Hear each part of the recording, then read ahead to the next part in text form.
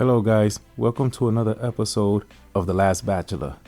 This episode, I wanted to dive into this topic because there's too many men out here with these insecurities. But what's even worse is that women, y'all really don't know if y'all dealing with an insecure man or not. So I designed this episode in reference to that, which we like to call red flags. So let's dive right into this topic without any hesitation, because it is one of the main destroyers of any relationship. Insecurities come in many forms, and it's better to know what they are and understand they have no place in relationships. And trust me, we all have them. You know, one of the red flags that go the most unnoticed, that really just mind boggles me a lot, is the undivided attention one. It might seem like it's a good thing that a man is up under you all the time, wanting to breathe the same oxygen right out of your nostrils, you know? But in reality, this is a creepy behavior. If you never seen what signs of insecurities are in a guy, then what I'm about to start saying might start to sound familiar. You know what I mean? Like, you start to meet a guy, he seems great, you know, he picks you up, brings the flowers and candies, is a gentleman, opening doors for you, takes you to nice fancy restaurants, mad compliments throughout the night, repeatedly telling you in a nice soft voice, you know, that he can't believe you could agree to go out with him and that you're so out of his league, you know. He treats you like a princess practically the whole night. And it's like flattering to you. It's flattering. It's refreshing. It's almost refreshing because especially if you have a pattern of just dating fuckboys. A person like that might easily make you feel like, damn, this could be that guy right now. This could be the one. But then things can go left. And things do go left. And that sweet attentiveness no longer feels like he treasures you. It starts to feel like he owns you. It feels like a strong possessiveness. And this can take your energy right out of you. By definition, insecure people are those who are lacking confidence and doubting their own abilities. Insecure people have little confidence and are uncertain about their own abilities. Unfortunately, ladies, they're everywhere.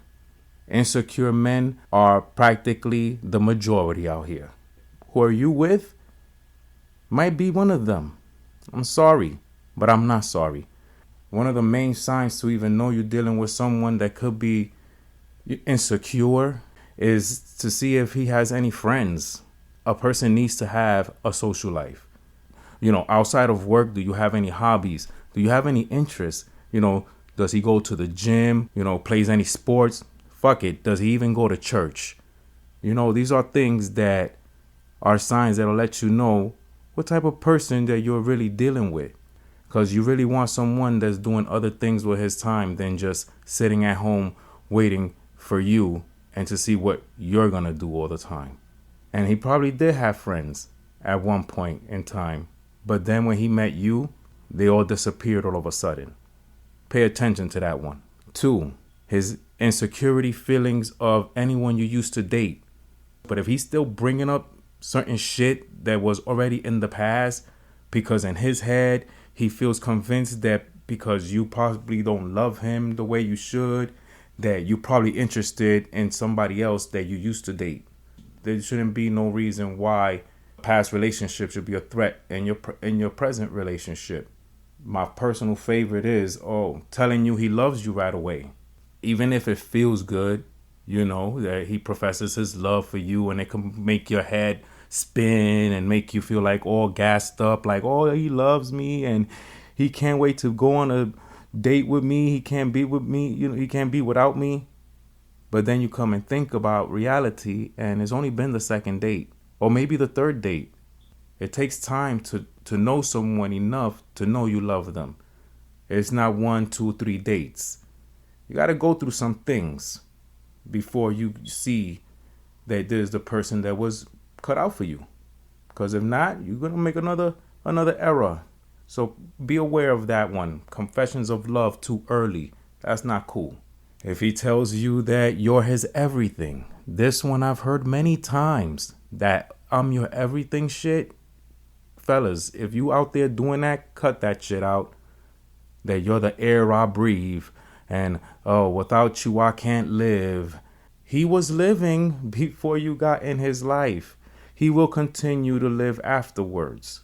Because what happens if you do hit a bump in the road in your relationship? Things start to fall apart. Is his world gonna fall apart because you decide to leave? You shouldn't have no one that makes you feel that way. You should avoid that as well.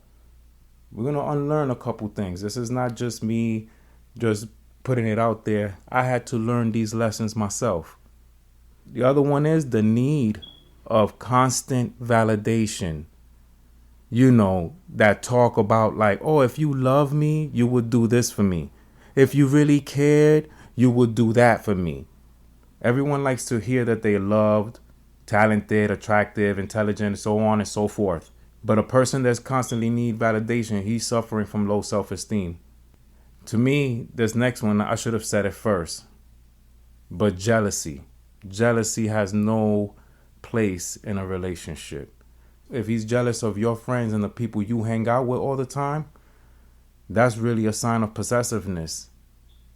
And that could be very, very tiring.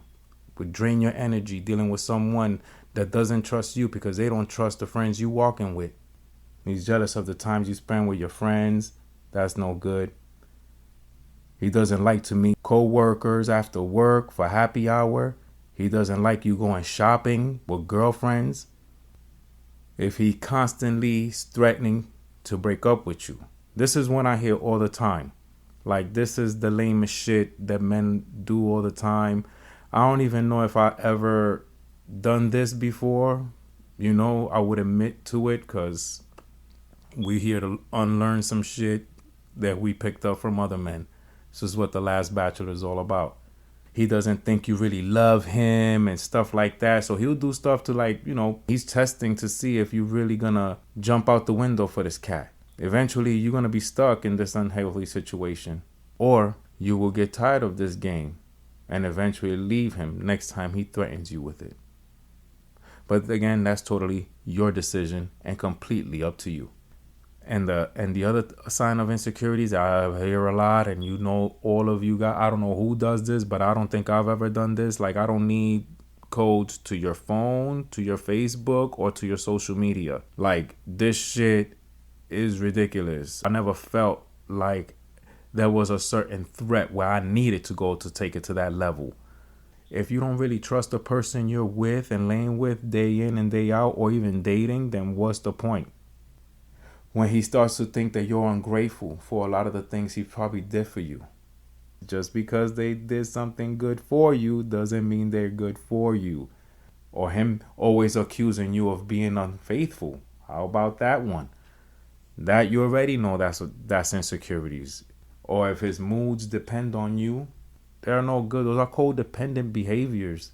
Well, if you feel like you're always walking on eggshells, trying to avoid an argument, trying to avoid a situation, trying to avoid, another conflict, that overly sensitive shit, a lot of dudes are very overly sensitive. If you feel like a lot of those things is happening in your situation, in your relationships, then yeah, you're dealing with an insecure man. And if you are that insecure man that a lot of us were, continue to be, and can also learn to not be, there are some ways to stop the insecurities. There are some ways where you can learn on how to let go of these insecurities. Just point blank stop them. As far as I can remember, I've witnessed male insecurities all my life. Mine in particular was having the need to always prove myself, sometimes regretfully through aggressive behavior, from feeling I wasn't good enough or I wasn't trying my best. I had no clue how to let go of these insecurities until I read up on how to pinpoint its origin. Meet them head on, address them head on. Don't walk away from them. You can stop thinking it's all about you, because the world does not revolve around us. Stop lugging around that chip on your shoulder. Stop bringing the last pains of your previous relationship into this brand new relationship that you're trying to start, or that you began already, or that you're continue to be in. Let it go. And stop seeing things in black and white. You know, there's always a in between. There's always a way to meet. Where they meet you halfway, you meet them the other way.